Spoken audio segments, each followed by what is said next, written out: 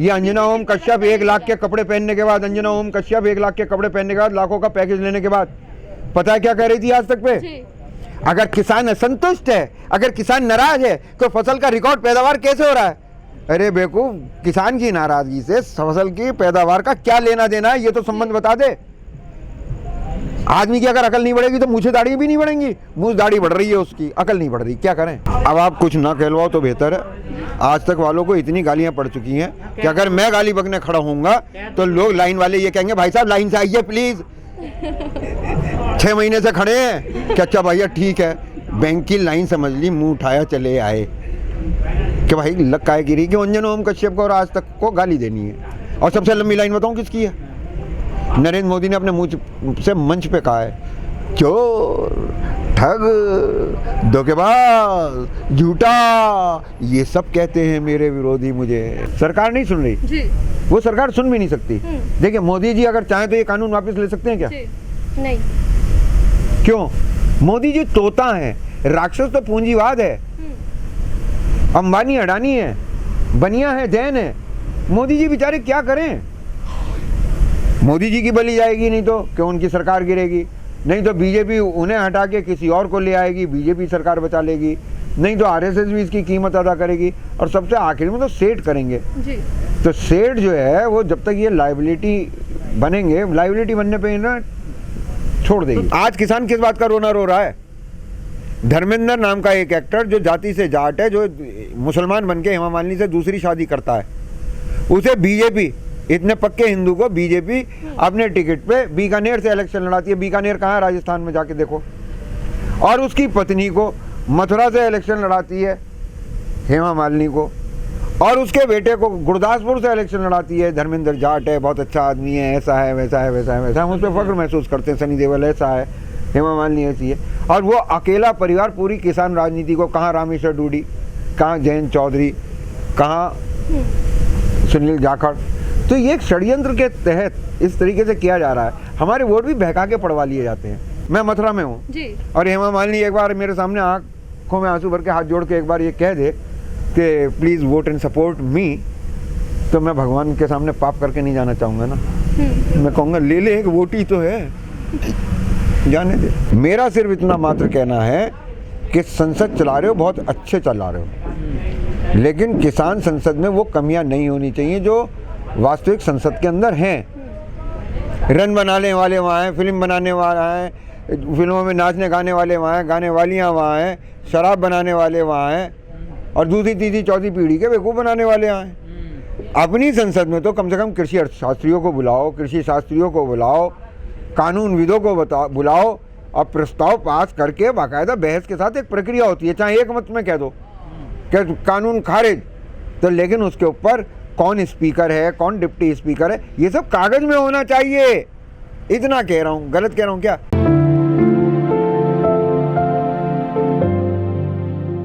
देखिए जी, कुएं में भांग पड़ी हुई है, देश बहका हुआ है। संसद के अंदर 750 बैठे होंगे, वो 800, और 200 बाहर किसान जाके प्रतीकात्मक रूप से और अपना आईडी दे के और ये दे के वो दे के। ये कौन है, कौन लोग हैं, ये कहाँ से आते हैं ये लोग? ये हैं वी द पीपल, जिससे शुरू होता है भारत का संविधान की उद्देशिका, preamble to the constitution of India, we the people.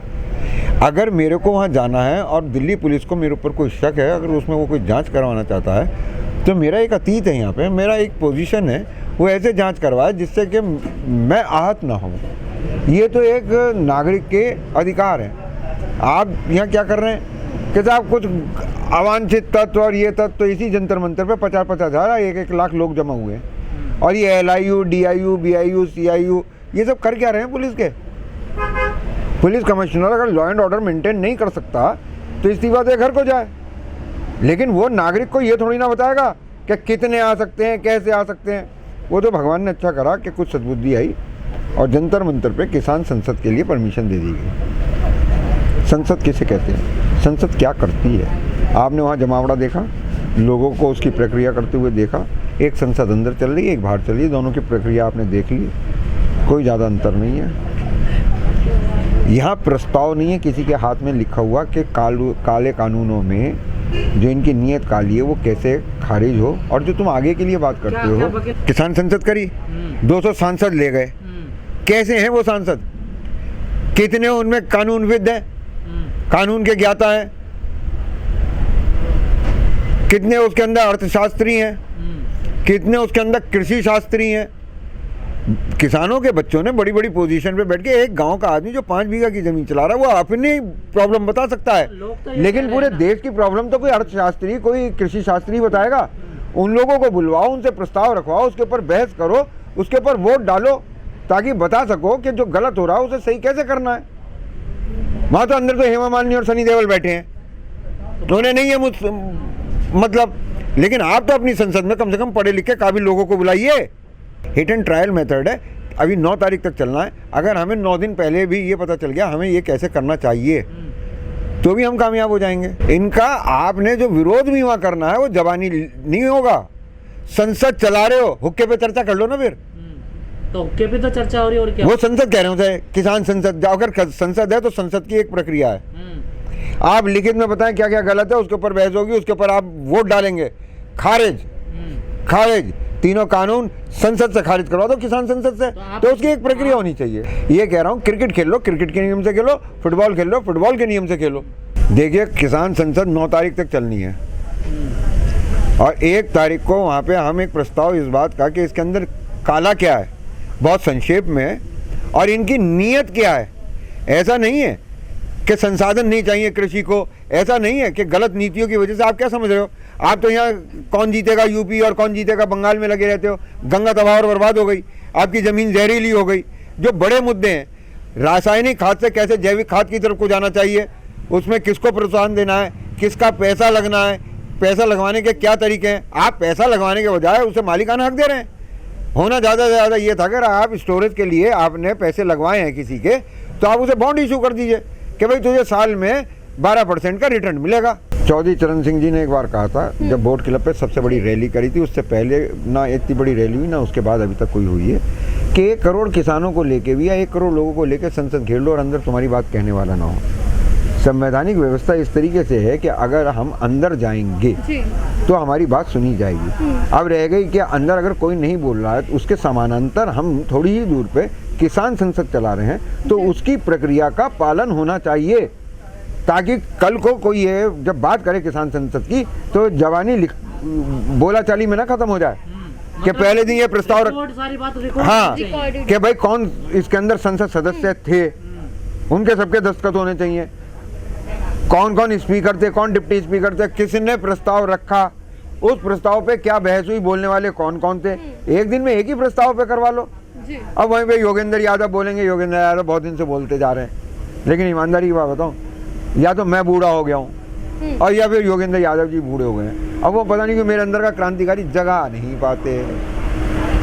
वह नयों को आने दीजिए, जिनकी पूरी दृष्टि है कि वैश्विक रूप में क्या हो रहा है, पूंजीवाद क्या खेल खेल रहा है, भारत के आंकड़े अर्थशास्त्र के क्या कह रहे हैं, तो विशेषज्ञों को इनवाइट करें बाकायदा, तब तो आपकी क्रेडिबिलिटी बनती है। अब आपने उठाया 200 किसानों के नाम लिख के उनको वहाँ ले गए, अब वो बेचारे को यही नहीं पता कानून किसे कहते हैं, ये बनता कैसे है। जब संसद बनाई है तो कानून बना रहे हो तो उसके समानांतर कानून अपना पेश करो। इसीलिए कह रहा हूँ कि ये विरोध, अगर आपने किसान संसद करी है तो 200 तो नहीं दिखेंगे, 800 तो अंदर ही बैठे हैं, लेकिन जो दिखेगा वो ये दिखेगा कि ये इतिहास का एक हिस्सा बन जाएगा कि पहले दिन ये प्रस्ताव कानून के विरोध में ये आया था कि इसके अंदर ये काला है, फिर उसके ऊपर बोलने वाले ये लोग थे, ये अर्थशास्त्री हैं, कृषि शास्त्री हैं, ये कानूनविद हैं, और उसके बाद उसके ऊपर वोटिंग, और फिर उसके ऊपर उसके दस्तखत के इस प्रस्ताव को पास करने वाले लोग ये थे। अगर क्या किसी का विरोध का वोट है तो लोकतंत्र में विरोध भी एक पॉजिटिव चीज होती है, उसका भी दस्तखत हो। नहीं, कोई नहीं, ये एक लोकतांत्रिक प्रक्रिया है और मैं इसे बड़ी अच्छी शुरुआत मानता हूँ। और लेकिन बस मेरा कहना इतना भर है कि आप जो संसद वहाँ चला रहे हो उसे संसद के तरीके से चलाएं। और बीजेपी ने तो कटाक्ष कर दिया, किसान है ही नहीं है, ये संसद चलाने आएंगे।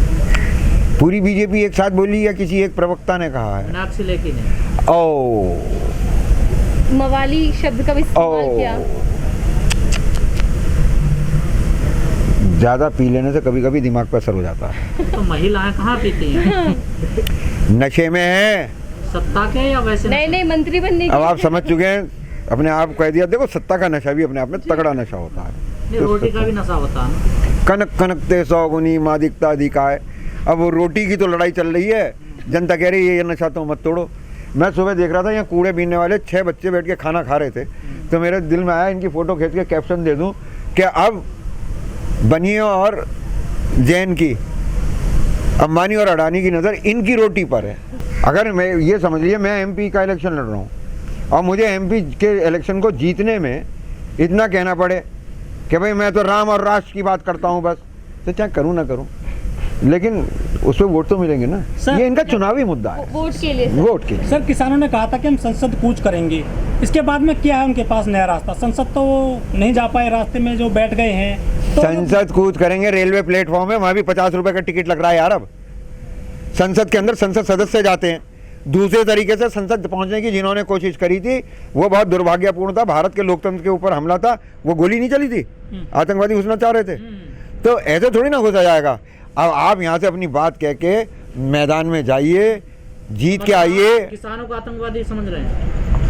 मुझसे ज़्यादा तो पुलिस कमिश्नर समझ रहा, जो कागज़ चेक कर रहा है वी द पीपल के। अगर थोड़ी सी भी संयम से और सद्बुद्धि से काम लिया जी। तो आप मुझसे आज एक बात लिखवा लो, अंगूठा ले लो। आने वाले 4-5 साल के अंदर राजस्थान, हरियाणा, यूपी, ये कई राज्य ऐसे होंगे जिनके अंदर बस संयम की ज़रूरत है। अब सिसौली तक कैद नहीं है राकेश टिकैत, अब मुजफ्फरनगर तक कैद नहीं है राकेश टिकैत। सर यहाँ पे सरकार के चयन में भी इनकी भागीदारी रहेगी। सर, ये चाणक्य होंगे इन 3-4 राज्यों में। सर किसान दिल्ली के जंतर मंतर पर संसद का अपना संचालन कर रहे हैं, लेकिन वहाँ पर 20-20 साल से 15-15 साल से लोग आंदोलन करते हैं, उनको तो न्याय मिला नहीं है। किसानों को कैसे न्याय मिलेगा इस संसद से? देखिए हर कोई वहाँ पे न्याय लेने नहीं जाता। मैं भी जंतर मंतर कई बार गया हूँ। फोटो खिंचाना है? नहीं, मैं भी आंदोलनों का हिस्सा बना, ऐसा नहीं है। आपने कहा हर कोई वहाँ पर न्याय। मैं बता रहा हूँ, उसमें एक केस आपको सुनाऊंगा कि वहाँ मैंने देखा अलग अलग डिमांड के लिए अलग अलग तरीके के लोग बैठे हुए हैं। कुछ 1 दिन से बैठे हुए थे, कुछ 5 साल से बैठे हुए थे, कोई 1 साल से बैठे हुए थे। अचानक मेरी नज़र सामने वाली दीवार पे पड़ी और उस पर लिखा था, जब तक तिब्बत पे से चीन का कब्जा खत्म नहीं हो जाएगा तब तक मैं कहीं नहीं जाऊँगा। मैंने ठीक है भाई, तू कहीं नहीं जा रहा। अब बताओ, चीन का तिब्बत पे कब्जा, उसकी डिमांड का जंतर मंतर से क्या लेना देना है? नमस्कार। जो ये नॉन सीरियस लोग होते हैं ना, ये सीरियस प्लेटफॉर्म को भी नॉन सीरियस बना देते हैं। अब वहाँ पे किसान संसद चल रही है, उस किसान संसद के अंदर जो उसकी प्रक्रिया है वो और हो जाए, हिट एंड ट्रायल से हम कर लेंगे। सर कल छापे पड़े हैं कई मीडिया हाउसों पर, एक प्रिंट मीडिया है, एक टेलीविजन मीडिया है। किस तरह से देखते हैं इन छापों को आप, जो आय करके छापे पड़े हैं? ओहो, ये एक बेवकूफ़ है, खुद बहुत बड़े बेवकूफ़ है। अरे भाई, जब तुम ये काम कर रहे हो, न्यूज़ चैनल चला रहे हो, टीवी चैनल चला रहे हो, अखबार का चैनल चला रहे हो, अक्षय कुमार को तुम पत्रकार नहीं रख सकते अपने यहाँ? अक्षय कुमार को रख लो, छापे का डर खत्म। हालांकि एक बार डांट तो अक्षय कुमार की भी पड़ी है, इंटरनल बता रहा हूँ बिल्कुल, और किसी को बताना मत। अक्षय कुमार ने खुश करने के लिए जब इंटरव्यू ले रहे थे मोदी जी का, सवाल पूछा कि भाई आप आम काट के खाते हैं कि चूस के खाते हैं? तो उसका जो जवाब मोदी जी ने दिया उसको एडिट करना पड़ा। उन्होंने जवाब दिया कि चाय वाले के लड़के हैं भाई हम, स्क्रिप्ट में हमारे पास आम खरीदने के खाने के पैसे कहाँ हैं? अब चाहे बाग से उठा के भगे, चाहे ठेले पे से उठा के भागना पड़ता था, दौड़ते दौड़ते चूसना खाना पड़ता था। आप पता नहीं कैसी बात कर रहे हैं, स्क्रिप्ट पढ़ के आते ना आप। उन्होंने सॉरी सर, सॉरी, स्क्रिप्ट के हिसाब से चलते हैं ना। सर जिस तरह से फोन टैपिंग के मामला प्रकाश में आया है और बताया गया है कि करीब 2200 करोड़ रुपए इस पर खर्च किए हैं सरकार ने, क्या किसानों के जो मोबाइल फ़ोन है वो भी टैप किए जा रहे हैं? क्या लगता है आपको? पिछले 10-20 महीने में मैं 4 महीने अपनी हाई कोर्ट खुल गया हूँ।